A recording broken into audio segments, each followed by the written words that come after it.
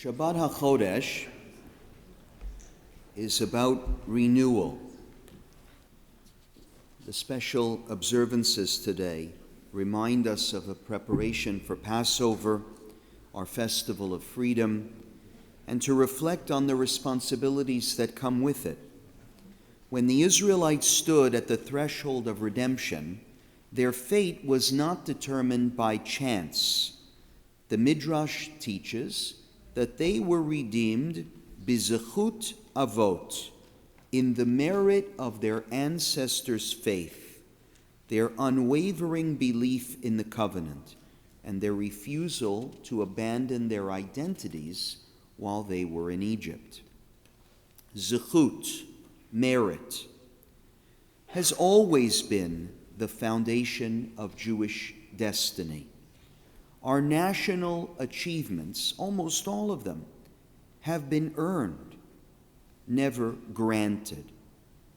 Before he became a patriarch, Abraham's faith was tested over and over again. Joseph's merit, demonstrated through wisdom, integrity, and administrative skills, saves Egypt from famine. When Moses pleaded on behalf of the people after the sin of the golden calf, he invoked the merit of Abraham, Isaac, and Jacob. Devorah, the prophetess and judge who leads Israel to victory over the Canaanites, she is chosen for her wisdom and strategic acumen, not for her lineage or because of tradition. King David rises from being a shepherd to becoming king of Israel, based on his courage defeating Goliath, his military success, and his devotion to God. His merit surpasses the hereditary claims of King Saul's family, and of course Queen Esther, who uses her intelligence and her courage to save her people from destruction. In the walls of the Beit Midrash, in the time after the destruction of the temple, a sage was admired independently of his origins if he mastered the corpus of Jewish learning. Rabbi Akiva was a shepherd. He began to study when he was 40. Reish Lakish went from marauding bandit to brilliant scholar. And Hillel, who was too poor to afford entry into the Beit Midrash, chose to sit atop its roof, listening in until the other students took pity on him one freezing day. On the rabbinic scale, even a bastard takes precedence over a high priest who is an ignoramus. According to the effort is the reward, the rabbis state in Pirkei Avot. You got to put in the work, referring to both Jewish learning and observance of the mitzvot. Indeed, in every generation, our survival has depended not on numbers, not on power, but on the merit of learning, of doing, and of good deeds. This is what has preserved us through exile and persecution and allowed our people to thrive despite overwhelming odds. Merit is not just a concept from ancient texts. It has shaped Jewish history and the modern world. It is the reason Jewish communities have excelled in every society they have joined. It is the reasons why nations that embrace merit flourish, while those that reject it decline. And it is the reason why today, as we witness the erosion of merit in many areas of life, we ought to speak out against its abandonment. Make no mistake, merit is under siege. Across the world, we see a growing resistance to the idea that effort, skill, and excellence should determine success. In education, merit is being replaced with artificial leveling, where achievement is downplayed to avoid hurting anyone's feelings. In the workplace, ideological considerations sometimes override competence. In almost every area of leadership and public life, merit is increasingly sacrificed to political trends rather than principles of wisdom and ability. The consequences are dire. When a society devalues merit, it does not create fairness.